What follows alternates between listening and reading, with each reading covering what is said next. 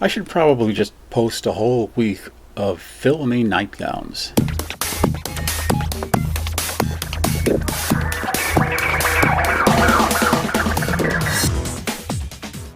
Hi, I'm Mark, and this is Subliteral Network.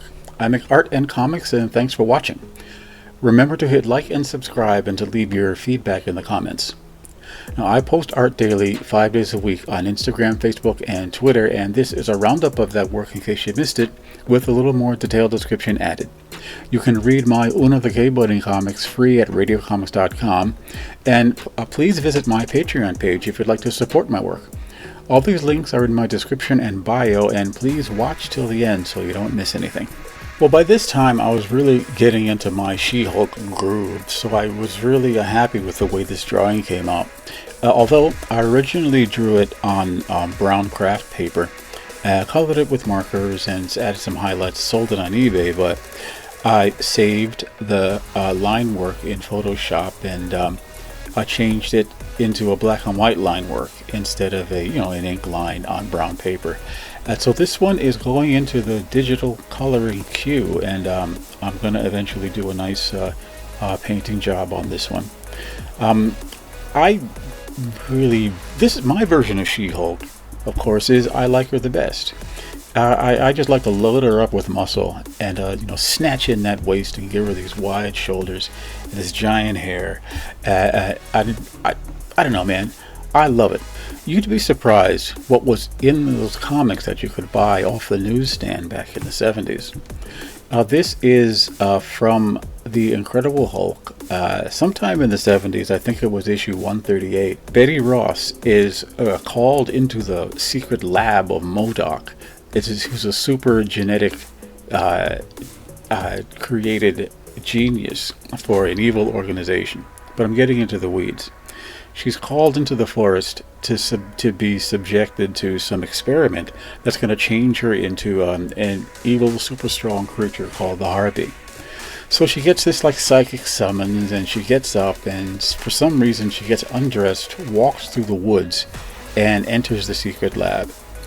Now, there was a lot of skin, even in those newsstand comics in the 70s, and unfortunately I was a young lad with a few cents to spare, and I would buy these things. And that's just how it was. So I remember this moment, and I drew this on a trading card size thing.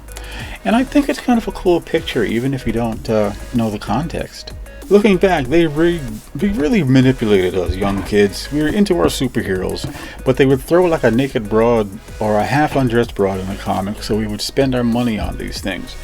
And well, they were trying to sell comics, and they sold comics. Now, this is a snip from a painting I did for my patrons. It's the like a PC wallpaper that I do. I try to get one of those up at least once a month. But Skipper and Quinn are just these kind of informal space junk collectors that I made up just for the purpose of making mini comics and pieces of art, kind of like this. This actually, I colored it twice. I colored it once, used it somewhere else, and then I figured for my wallpaper, I'll just paint it again. So that's what I did. I did a new paint job and just sort of a new kind of color scheme on that. This is the entire painting, the entire wallpaper as my patrons get it. And I don't know, I just sort of, they had this adventure with a space squid. So it's slimy and it's horrible and it's jumping all over Skipper. And she's shooting it. And Quinn is like, well, if it's going to die, I'm just going to eat it. So he's standing there, or flying there, floating there with his knife and fork. I might get this thing going where Quinn just eats anything that happens to die on the ship, be it a giant squid, rats, roaches, or any other thing that happens to sneak on there.